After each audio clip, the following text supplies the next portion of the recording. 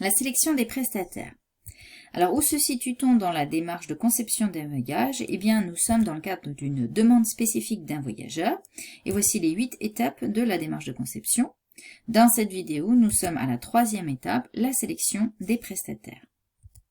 Alors, en quoi consiste la sélection des prestataires? Comme on a déjà établi un cahier des charges et on a fait notre recherche d'informations, on va devoir maintenant choisir les prestations et les prestataires et le patrimoine à visiter. Ça se fait en 3 temps. Tout d'abord, on va choisir les critères de sélection. On verra qu'il y a des critères spécifiques au patrimoine et d'autres pour les prestataires. Après, on va à proprement parler sélectionner le patrimoine et les prestataires. Et enfin, on va négocier les tarifs et les prestations avec ces différents prestataires choisis. Première phase, les critères de sélection du patrimoine à visiter. Alors pour le patrimoine, on va choisir des critères géographiques. Tout d'abord, on sélectionne les sites qui ne sont pas trop éloignés les uns des autres pour respecter la durée du voyage. On va également se concentrer sur des sites proches des fleuves et des rivières, car c'est là que les villes se sont construites. Enfin, on va privilégier les centres-villes, parce que ce sont les lieux où il y a un maximum d'éléments à visiter. Ils sont donc riches et à privilégier. On va ensuite utiliser les critères culturels et historiques. Alors, on sélectionne les sites importants en fonction de leur spécificité locale. Cela peut être un monument, comme un château, ou en lien avec des personnages locaux célèbres, ou encore, cela peut être lié à un fait historique. Enfin, on va utiliser les critères en lien avec les clients. L'idée, c'est de s'adapter à eux.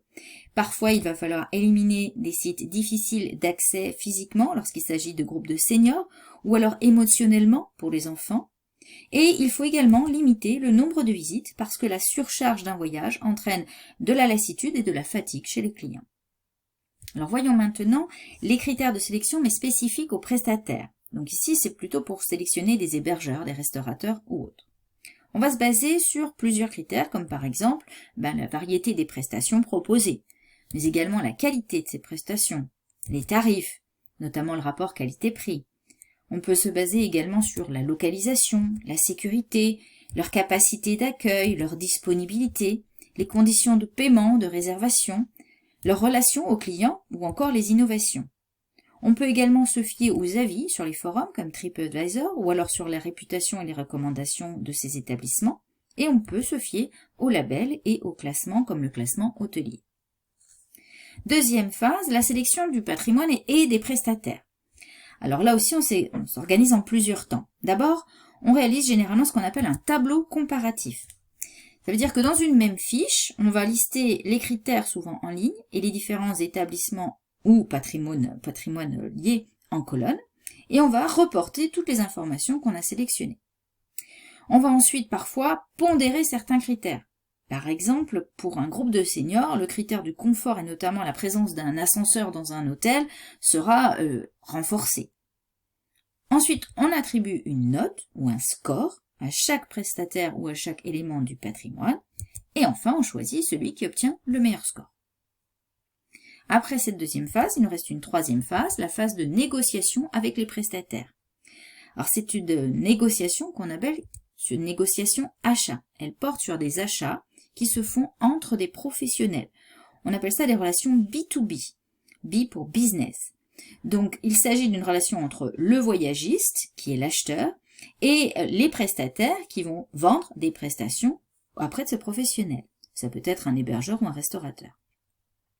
Alors, la particularité de ces relations B2B, c'est tout d'abord qu'on va négocier des gros volumes.